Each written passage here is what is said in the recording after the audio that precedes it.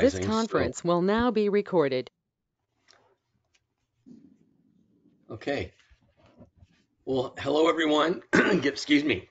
Good afternoon. I'm Rick Rubin. I am the Vice Chair for Post Outreach and Engagement, and I'd like to welcome you all to our third Town Hall of 2022. Kathy had already asked you to, if you're not speaking or if you don't have the floor, to mute yourself, and you can keep your camera off as well. But when you do speak, please introduce yourself.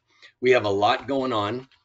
Um, in the Academy of Fellows. And so I think this is a timely meeting, and I'm pleased that it looks like we're at about 44 people, which in light of the fact that we're in the middle of summer and there's a lot of vacations is a pretty good turnout. Usually we're a little more than that, but not that much more. So today you're going to, excuse me, you're going to hear reports from each of the chairs.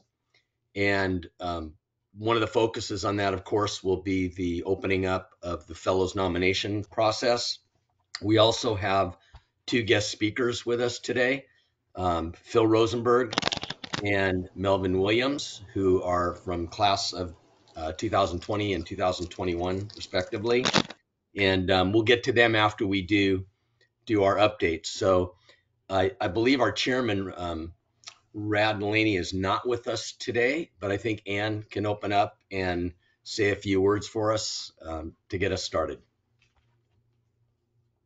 Yep, All yours, I Ann. am good. Okay, thanks, Rick. You guys hear me okay? Rick or Kathy, just one more mic check. Yep, you're good. Yes. Okay, perfect. Hey, thank you guys for joining this today. This is one of those things, especially in the summer, just so many competing priorities, I know. So thanks for taking the time. We've been doing these town halls now for a couple of years, and I just love having something set on the schedule that we can talk and, just it makes us do it, I guess, more or less.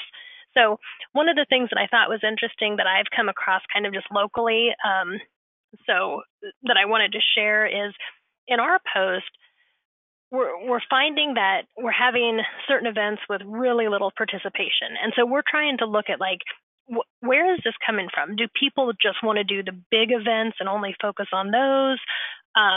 Are people just flat out too busy? Is it still COVID?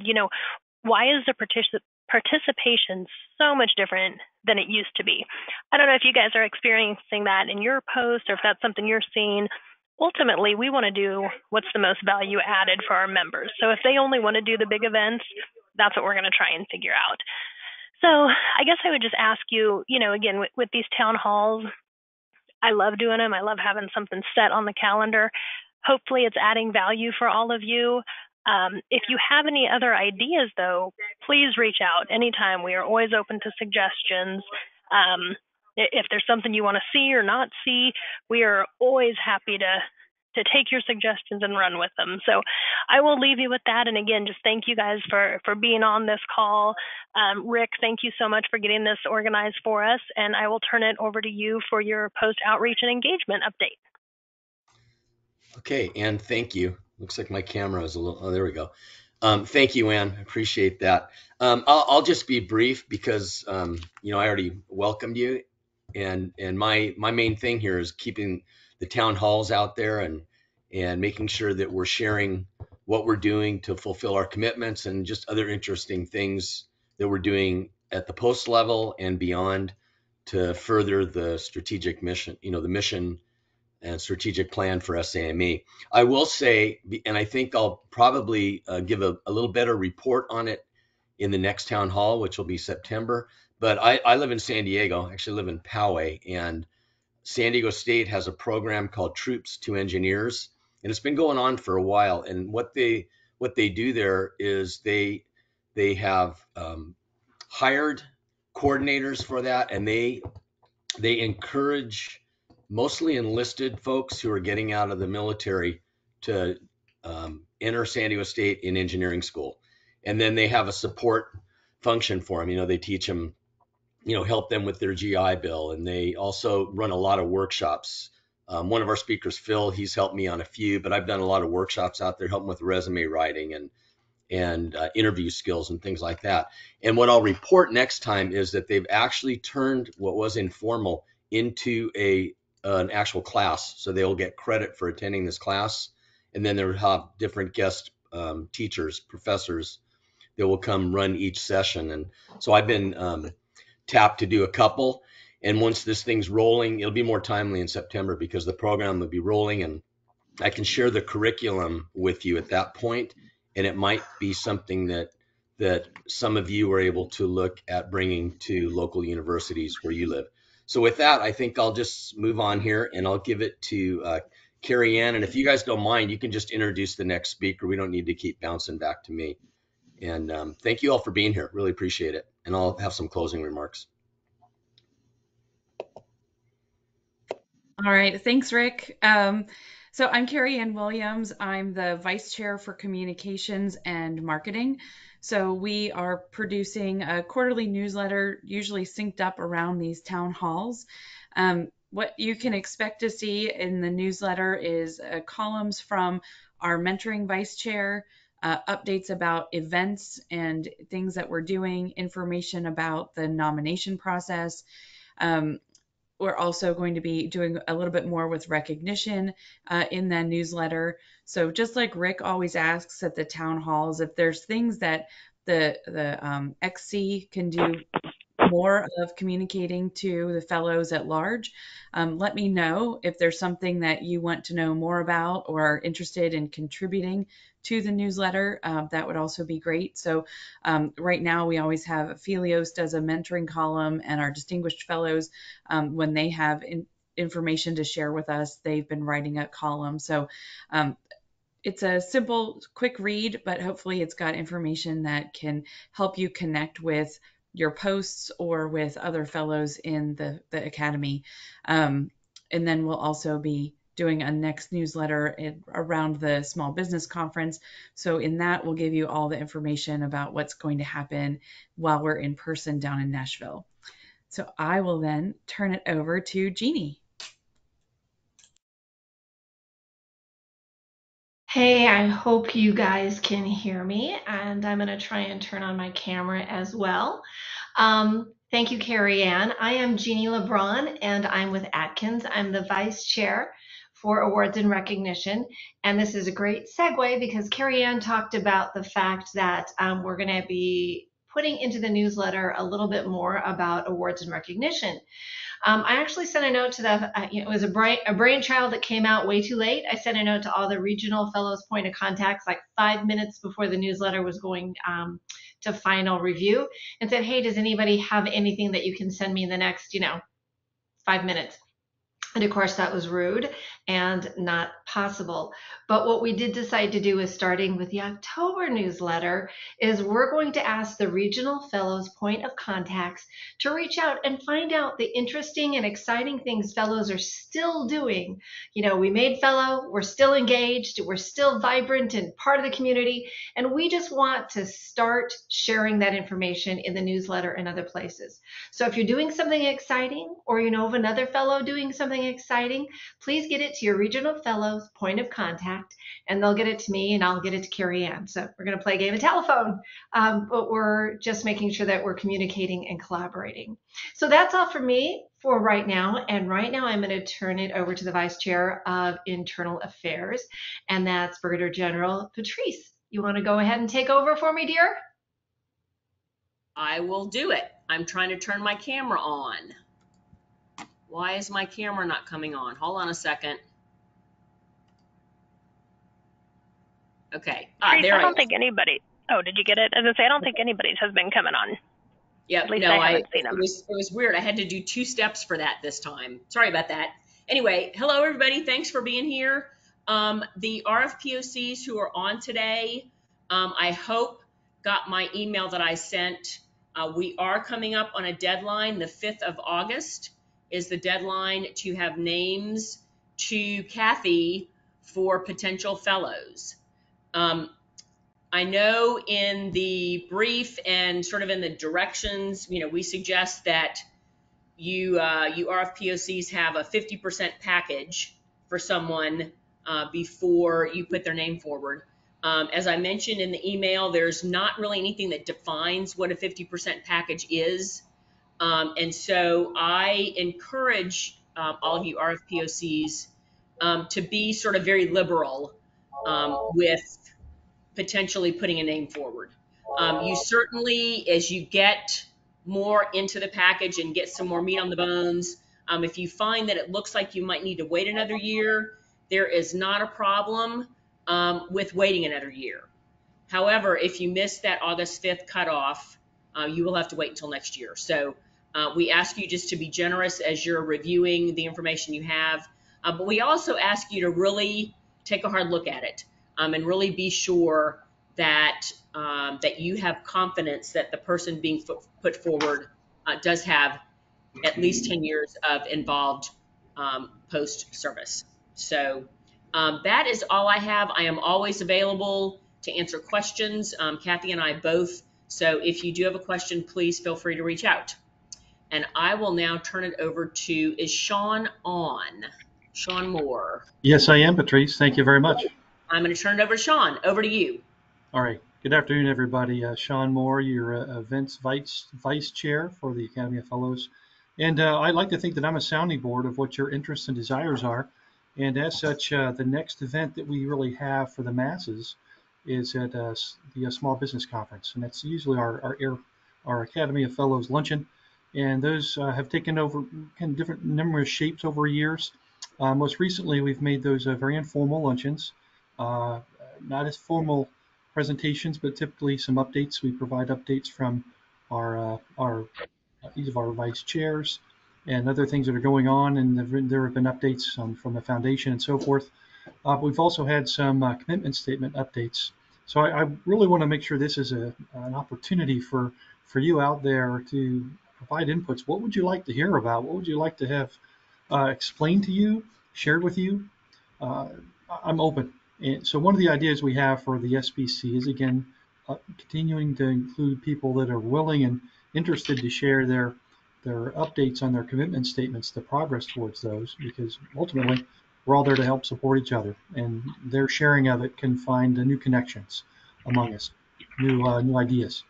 The other is, we now have 3 classes of the Leadership Development Program that have graduated over the last 3 years, and the 4th cohort is currently in session now, as we're aware.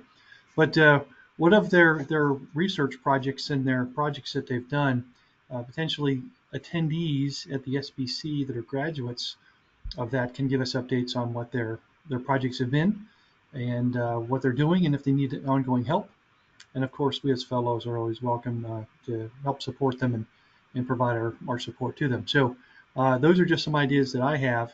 I just want to open up here. If there's anybody who wants to chime in, feel free to. I'm going to monitor the chat box. But otherwise, please email me directly. Let me know what you'd like to have addressed, any topics at all. I want to make these valuable sessions. We all want to make these valuable sessions for you. So that's the SBC. And of course, on our long-term schedule, we have our Capital Week that happens traditionally in March in the Golden Eagle Awards. So I would say amongst the distinguished fellows and fellows, if there's someone that comes to mind, talk amongst yourself and then talk to the distinguished fellows and see if they have someone in mind. Share that with them. So I'm looking here if there's any trends or anything, but again, I don't want to make this drawn out. I want to be your sounding board, provide for events that are meaningful to you.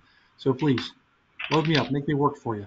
And that's primarily, that's all I've got for now. Nothing else to share. And so I'll pass it on to Felios if I believe he's still on the line. Yeah, thank you, Sean. Absolutely, Melvin. All yours, Felios. Yeah, thank you, sir. I'm trying to get my camera to. All right, here we go. All right. Yes, indeed, it's really, I said warm, but I was half joking. It's actually really hot around here in the DC area. Can't just get out of the place. But good to be with all of you. My focus is mentoring and vice chair of mentoring. And I as you saw from the recent newsletter that Carrie Ann mentioned, the earlier event that we did mentoring, we organized as the Academy of Fellows in collaboration with a Post, DC Post, and organized an event down at over at Joint Base Andrews. It was focused on cybersecurity, We brought in a fellow who had knowledge of cybersecurity topics, Lucian Niemeyer, very well received. We had 30 military personnel attend the event, and I would say this is, it was published, but I think the intent is for these pilot programs, these events to be replicated around the country. So any one of you who's close to a base and the base is interested in getting mentoring on technical subjects where the fellows from our academy can contribute, I'm happy to serve as a conduit to coordinate and kind of leverage the great process that we put in place and replicate that. And that was the intent of that program. I think we had great success, great feedback, and I see that as repeating again, hopefully around the country. The other event that it hasn't been published yet, and we did it very successful, and I would tell you, it exceeded my own expectations in terms of mentoring value that members have, is another parallel program that we started over the past couple of years of what we call mentoring of posts by fellows, mentoring support of posts by fellows. And I've been working over the past year and a half with the Mid-Maryland Post, which is a small post in this area, in the Washington area. And we set some targets, some goals to work together, fellows and the Post, to organize events in support of their programs. And two of the initiatives that we targeted, and we just completed one was a small business mentoring event, and I'll get into the details of what we did. And the other one, which is coming up in the fall, is the college outreach and mentoring program with the student chapter. So that one hasn't happened yet, but we're still working on that. But this small business event, and the article for that is going to come out in Carrie Ann's newsletter in October when it comes out, when we publish it. And I already prepared the article. It's ready. When we're ready to publish, we'll have it in there, and everybody can read what we did. But we started with a survey of the small business firms of the Post, and we asked them questions. Basically, we focused the program in terms of topics related to business operations type topics, not technical, but just how to operate a business from various aspects: marketing, business development, proposal preparation, finance topics, human resources, professional development, anything that kind of supports a business to operate and run itself outside the service delivery side. So we created this multiple categories, reached out to the member firms, asked for feedback. They all came back with a series of suggestions for topics, and there was some convergence of the topics and created an agenda. And then from there, we picked up, we invited up to eight firms. We wanted to keep this as a small group discussion so we can have effective dialogue and feedback back and forth. And I moderated the panel. We had 3 fellows, including myself, plus a small business representative colleague who's not a fellow, but she has some pretty good involvement in the industry. She could contribute a good point of view from a small business standpoint. And we had it was a 3-hour session, including half-hour lunch that was hosted at the Harkins Builders headquarters. And we could have just stayed there for another 8 hours, I will tell you, and be talking about stuff, because the interest and the feedback and the value that these firms got out of this discussion, it was immense. And it was amazing to see, how much desire for knowledge is out there, especially the small businesses who are growing and they need help from people who've done this before. And clearly, we as fellows can bring a lot to this. So, we got additional feedback, a lot of positive feedback, which is going to be quoted in the article. But the big thing that came out of it for me is that this should be replicated around the country. Our posts should find a way to reach out to their small businesses, because I have a feeling there's a lot of people who are in need of suggestions and feedback, and I couldn't think of a better way for us as fellows to contribute back to the industry than giving back in knowledge. And the other thing is, you'd be amazed how much people talk when they're in smaller groups. You know, if you're in a big audience of 50, 100 firms, small business conferences, yeah, some people ask some questions general, but you're not going to get into the meat of what people are suffering from, or you know, what they're being challenged by. And when they're in a smaller group of peers, they're more open to discussing, you know, either shortcomings or gaps that they have. And you know, I found that in that setting, it was very beneficial for them, and it was also beneficial for us to be able to be open and discuss as if we're one small group of teammates. So we set some goals to repeat this, and there's a couple of local conferences coming up in the fall that we may replicate this forum. But I bring this up with this group of colleagues, and I urge you to consider this. And if any of you have an interest in getting some more detail, or maybe having a call, you know, one-on-one with me, and maybe we'll sound each other and see if your local post can benefit from this, I'm happy to initiate this or help with this initiative, and hopefully we'll make this a tradition around the country with other posts. So that is what's happening on my end. And like I said, in the fall, we're going to have some student chapter initiatives, and hopefully we'll continue to bring best practices with all of our posts and additional mentoring. So thank you with that, and I guess I will yield to you, Rick, to introduce our speakers. Yeah, thank you, Filios. So as many of you who've been on these calls before, and in particular those of you who've spoken as one of the guest fellow speakers, you know that I put the squeeze on you a little bit. So I'm happy to report that without any real pressure, both Melvin and Phil agreed to participate here, and they have some really valuable stuff. I'm really excited about what Melvin's doing. He's in the Charleston Post, and he's going to talk about diversity, equity, and inclusion, because we really haven't had on one of our calls a presentation on that topic, although we all know that SAME had a bold letter and statement about that in recent times. So with that, I'm going to introduce Melvin, and thank you, Melvin, for being here.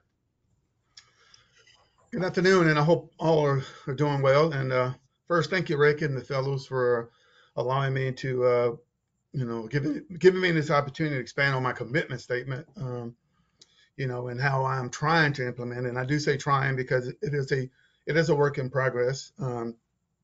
So I do again appreciate that. And next slide.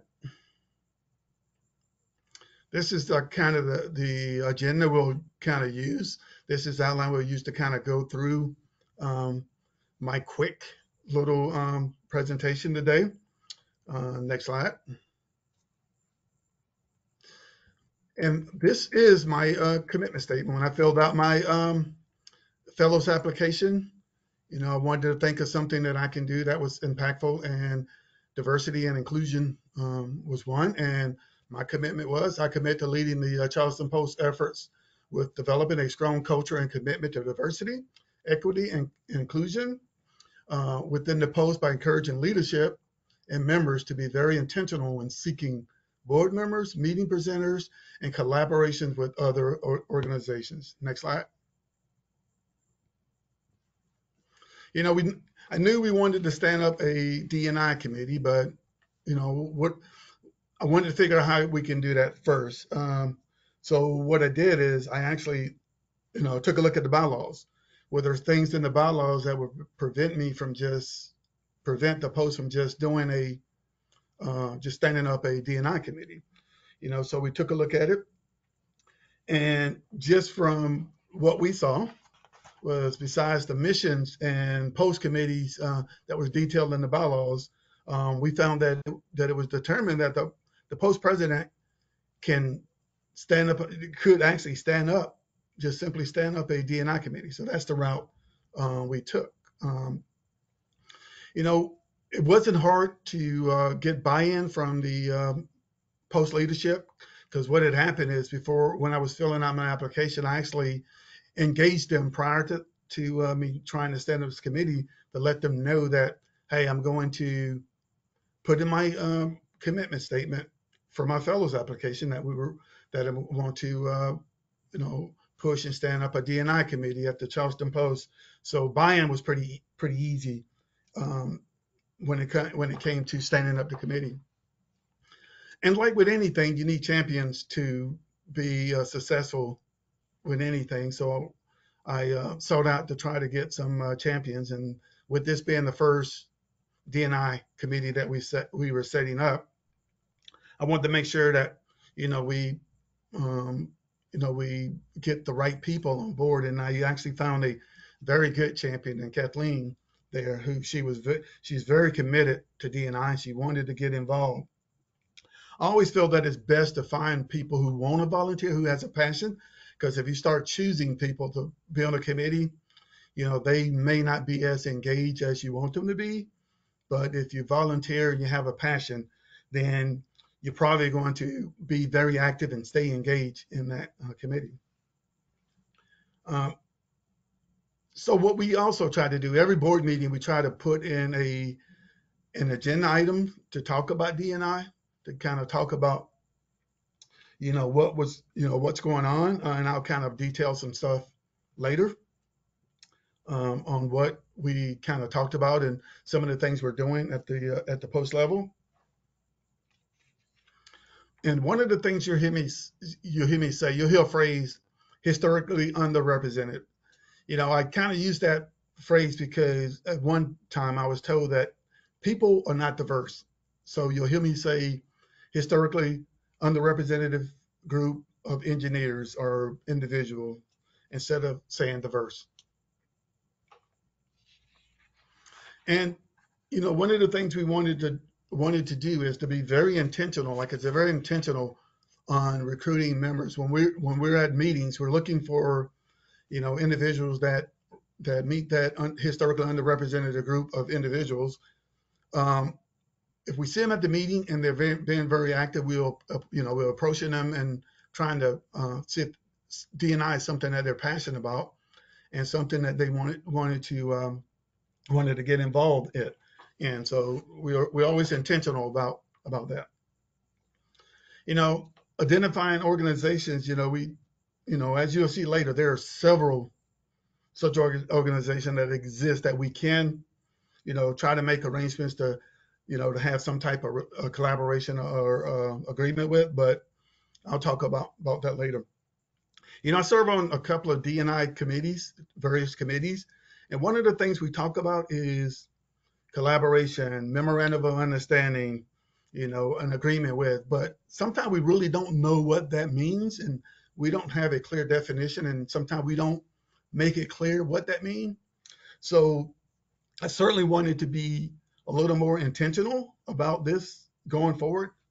And what I did is, because I was serving on the National Society of Black Engineers and the SAME Post, I knew that would be an easy, low-hanging fruit that we can actually develop a relationship with. Next slide, please. So one of the things I did to make sure that we wanted to show true collaboration and true commitment to having a partner with NSBE, National Society of Black Engineers, what I did is, at our board retreat every year, I make sure that we put in the budget a $500 donation to the National Society of Black Engineers of the Charleston chapter, to their scholarship foundation.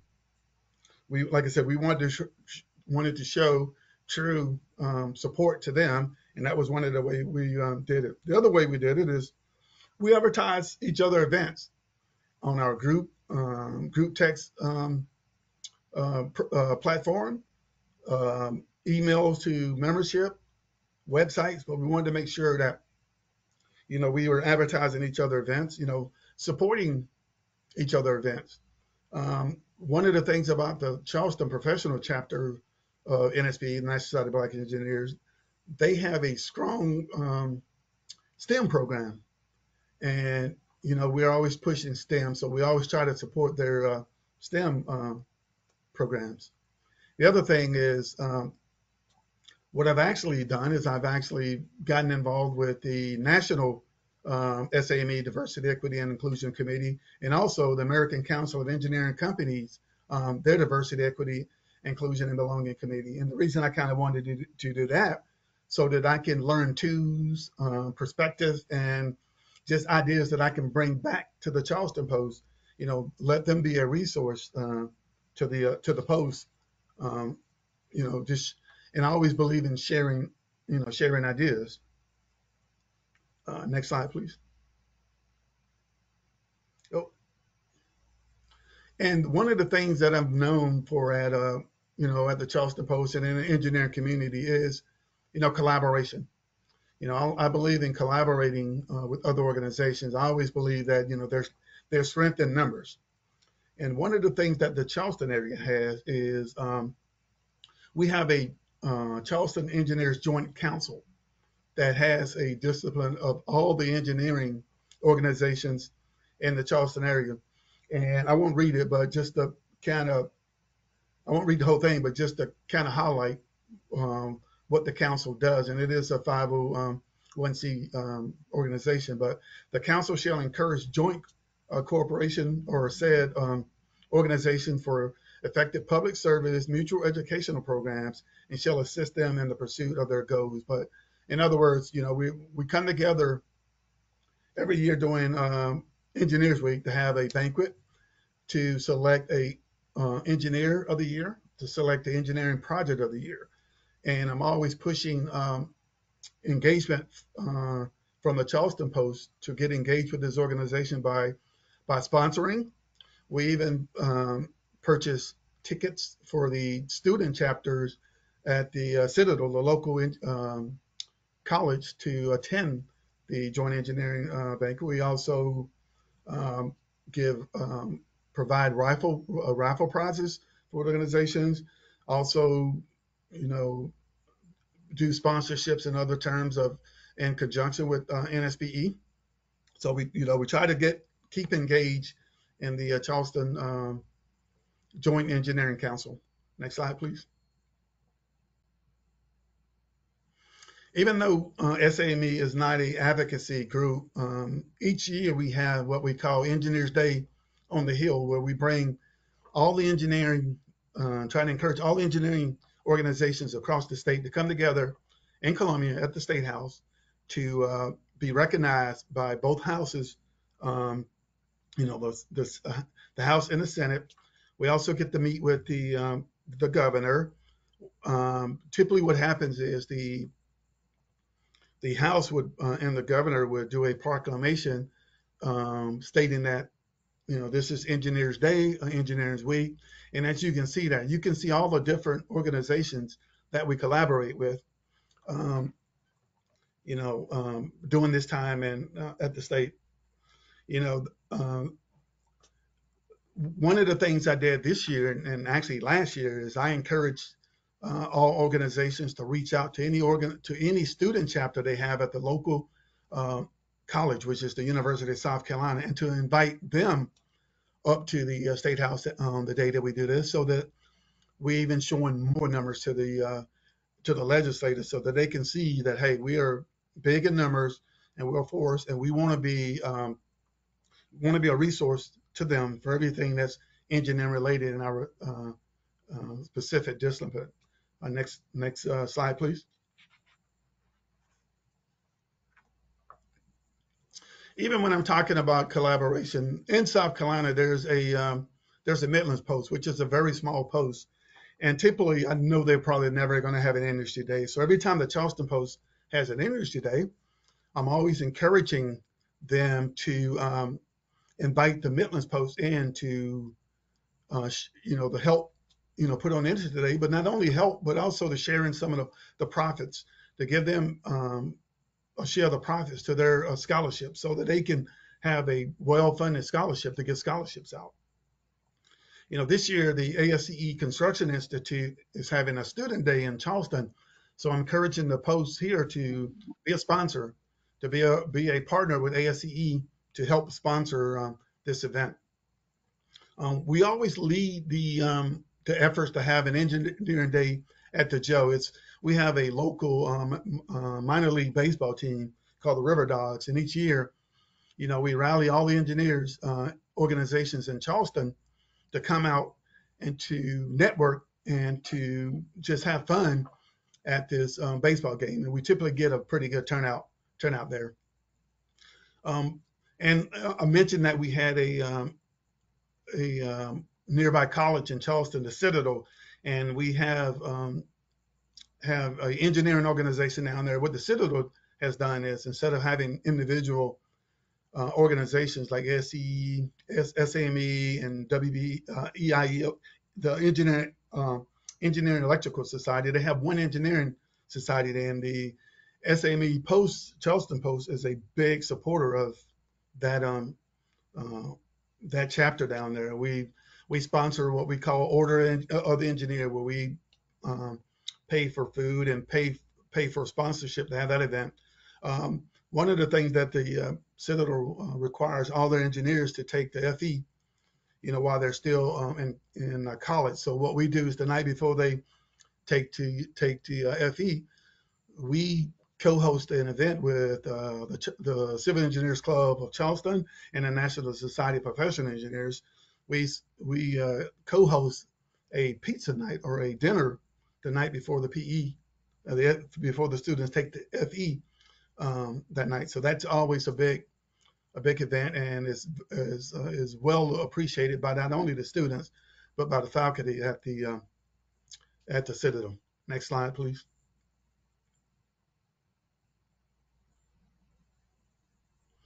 So what's next? I did mention that this is a work in process, and we're continually trying to make the D&I committee better, trying to recruit more champions for it. So we are doing that, and we're trying to celebrate each other's culture. There's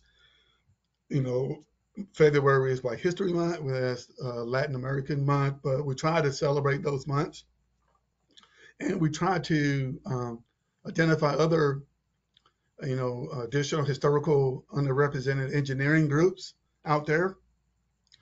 But we do realize that there's a lot, and we don't want to bite off too much. So we want to make sure that we're going to be successful in this. So we don't bite off a lot by trying to engage a lot of the other organizations.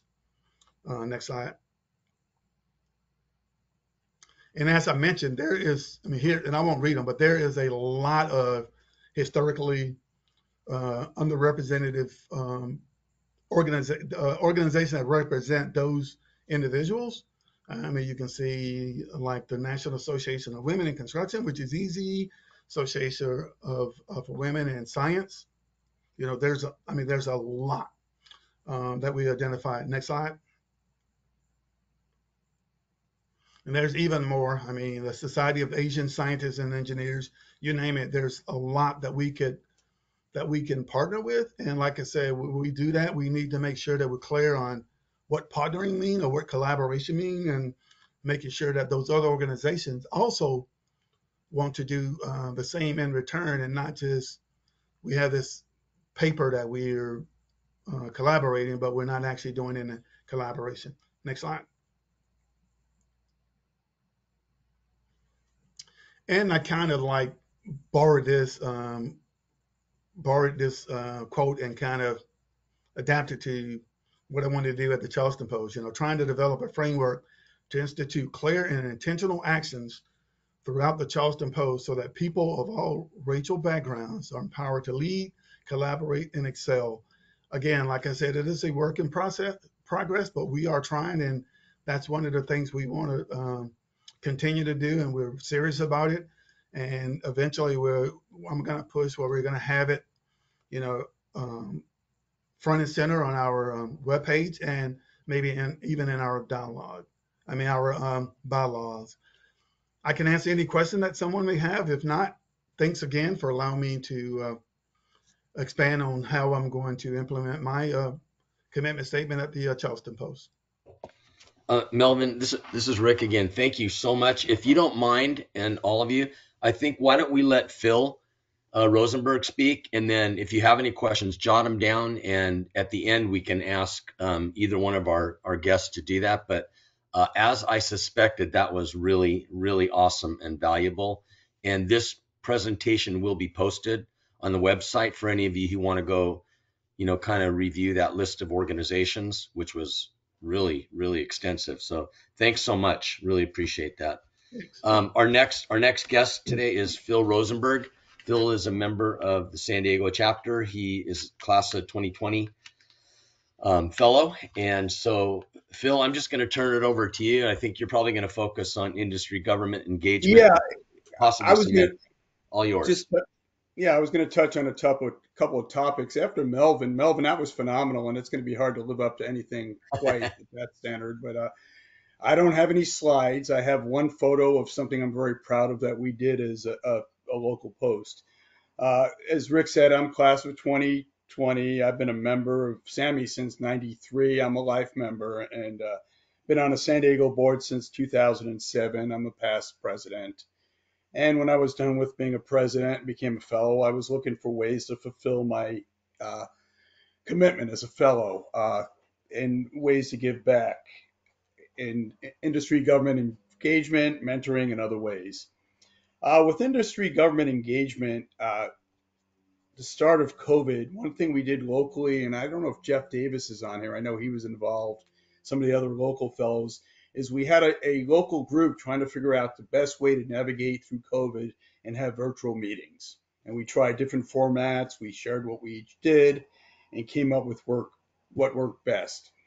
The San Diego Post had its first virtual small business event, and as I committed in my fellow commitment, I emceed. I said I was going to assist with it. I actually served as master of ceremony or moderated it, and it went well. We had over 200 participants. We had presentations. We had questions and answers, and it went fairly well for a virtual event. We've come a long way since then, uh, and I've had meetings on Teams and other formats. I mean, this is a different format altogether. For us in San Diego, industry government engagement means more than just NAFAC Southwest or the Army Corps. We also like to look at other cities, counties, and other local governments. And this is something our President-elect Cindy brought up a couple of weeks ago when she came out and met with us. Here in San Diego, San Diego County has two former post presidents and former NAFAC captains are now employed by the county, and we're trying to get them more involved. They come to our meetings, but we're trying to make more of a bridge. So we're not just, all dedicated to the Navy. We're trying to expand our meaning of industry government engagement. Moving on to mentoring. It's something I've done throughout my career. As I get older, I find myself mentoring transitioning officers as high as '06 sometimes, discussing what way they're going to go with their careers. I still do it at all levels. I've helped Rick, as he mentioned earlier, with a few of our troops to engineers events at San Diego State. One thing I really enjoy mentoring is I participate in a lot of our young member events.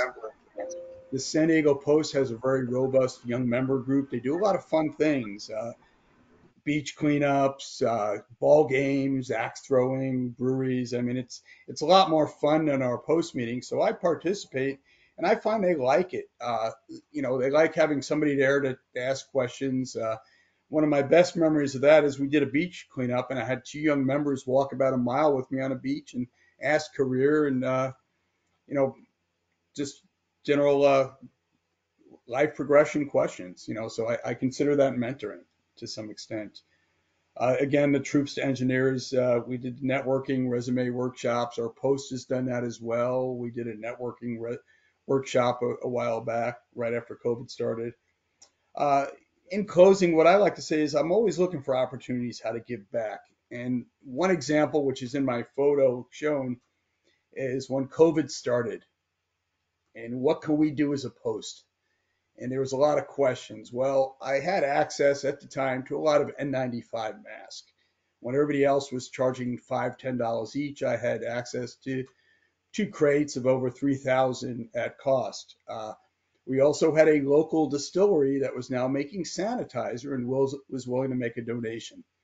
So one of our former post members, she's now in DC, Melanie Keto, her husband worked at the VA hospital, and we set up a donation day where a few of our post members gathered this stuff and donated it to the VA hospital. It was very appreciated because this was right at the height of COVID when it was almost impossible to get an N95 mask and sanitizer was at a big demand.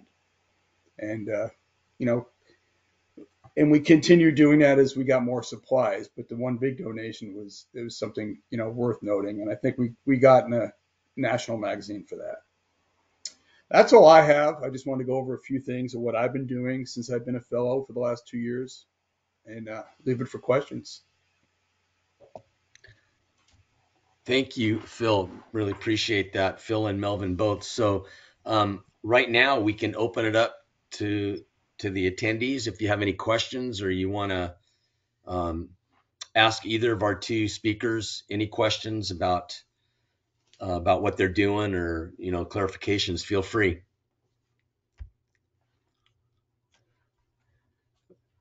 Maybe while you're thinking of that, I'll just note that we'll have another town hall date to be determined, but it'll be likely in September. And I've already got a couple of folks that have expressed a desire to share what they're doing. But if any of you have something that you want to share, just reach out to me or Kathy and we can find an agenda. And there's nothing that prevents us from having 3 people on a call to do this. Because I think everyone's really interested in what's going on out there and sharing these ideas. And today was some good ones. So any questions? Hey, Melvin, Phil, I had posted on the chat a comment about scholarships. Could you guys take a look at that and comment on it? I mean, the ability to get people while they're young and, you know, make them long-term members and kind of point them in the direction of our industry early on has a lot of advantages. Yes, and funny that you mentioned, we just actually gave our scholarships out this at our last meeting this last week. One of the things I'm responsible for is raising funds for scholarships. So typically I do golf tournaments and other things. But one of the things we do too is we actually invite the scholarship recipients and the parents to the meeting so that they can see what we do and meet some of those, you know, meet some individuals. And so that they can actually, I mean, they probably put in an application, really don't know what SAME is about, but, you know, we invite them to the meetings and they can talk to members and really kind of find out what SAME is about.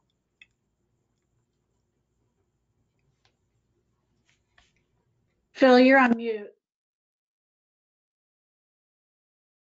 Sorry about that. I'm a nerd. Our scholarship program too, it's fairly advanced. You know, we have an education and mentoring fund, which we pull our scholarship fund. And with the Centennial, we decided to move our scholarship donations from 40,000 a year to up to 100,000 to go along with the Centennial, and we've continued that. We have 2 high school scholarships, and the rest are college and graduate school scholarships.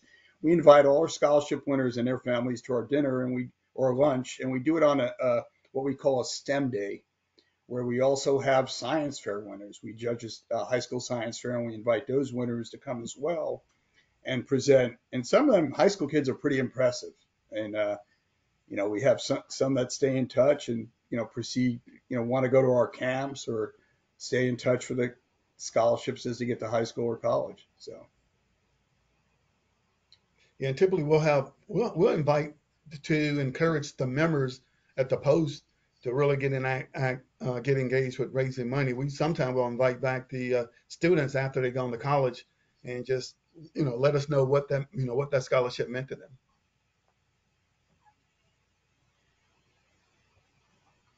This is Rick. I like that idea, Melvin. A few years ago I attended a scholarship post meeting in Los Angeles, and they gave out a 2-year scholarship, but part of the requirement to get the second year money was to do exactly what you said. They had to show up after year 1 and talk about what they did. And so it was a little arm twisting, but they were all excited about it. Yeah, and we're trying to make a push to kind of at least stay in touch with the individuals that we give scholarships to, because hopefully one day we hope that they would go into a STEM profession and come to work for us. So it's all about trying to develop that pipeline.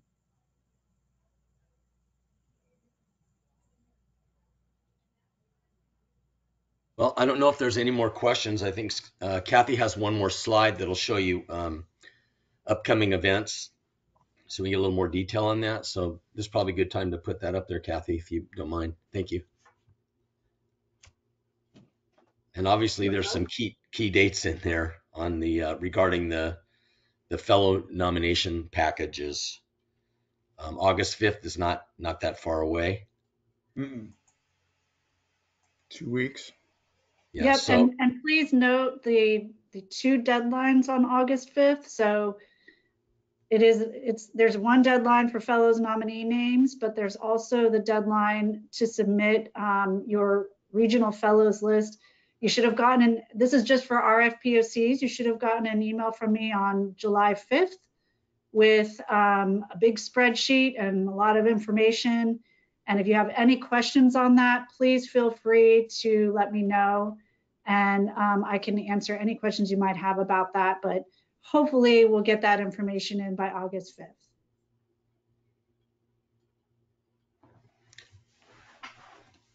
anybody have any questions about the fellows packets or the timeline, or any other questions for that matter? Hey, this is Tony Price. That nothing about the calendar, but there was a survey that was sent out a couple weeks ago. It was sort of tough to respond to some of the questions because they were oriented towards the last year in terms of our participation or volunteering for job, for positions or that sort of thing.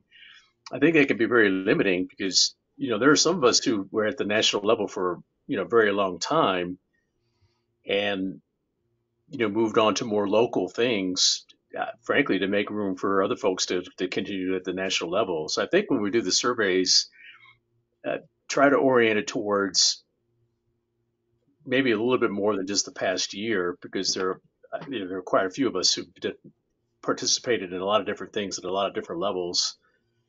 And so if you're trying to see what we're doing, what we're interested in,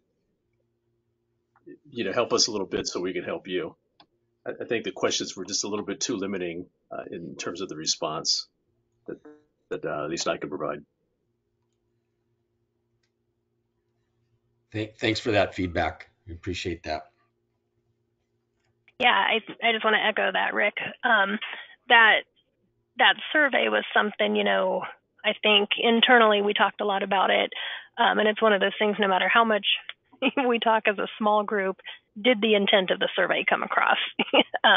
So yeah, I think that's great feedback. Kathy, I don't know, you probably I know you had explained it to me the best. I hate to put you on the spot, but do you have anything? I think because we talked about that same question internally about the timeline that we were asking for. Yep, and that was a deliberate thing to make it sort of limiting. And the reason was because we intend to start doing this every year. So yes, we totally understand there are fellows who devoted a lifetime of service to SAME, and maybe they just didn't do anything in the last year. And that's not going to come across in this survey. We understand that. We're not discounting that service at all. This is just going to be a data point so that we can start to track certain things and levels of engagement, and in some cases just answering the survey at all. So hopefully that helps, but definitely the feedback is taken into account. Yes, Tony, it's not a complaint, certainly. I mean, it's there was one question on the survey in regards to mentoring, and it was oriented towards a formal mentoring. And for those of you who know me, I've always had a problem using the term formal mentoring as a metric when we may be mentoring bring quite a few different people in different ways, and then not necessarily be a formal process. Maybe you can just tell me why the emphasis was on the formal mentoring piece, just so I can understand a little bit.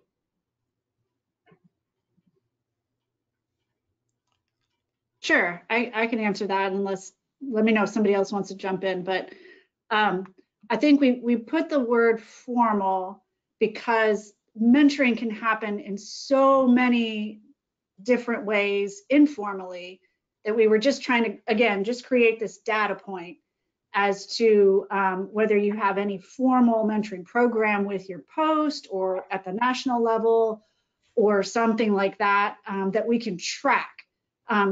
Again, not discounting informal mentoring at all. It's very important and we want it to continue, but it was just some way to create a data point. And obviously you could answer that question any way you want. We're not going to try and figure out whether, you actually did something formally or informally. Hope that helps. Yeah, I don't got it. Appreciate it. Thanks.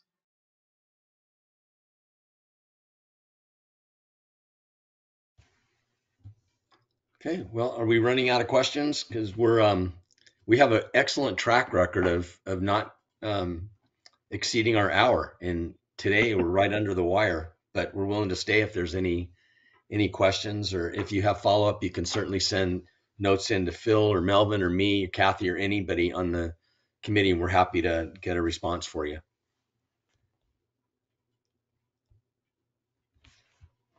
Rick, thank you. Appreciate it. I appreciate everybody's time. You guys have a good one. Okay, everyone, enjoy your summer, and we'll see you, if not sooner, in September. Thanks, everyone. Be safe. Thanks, everybody. Thank you.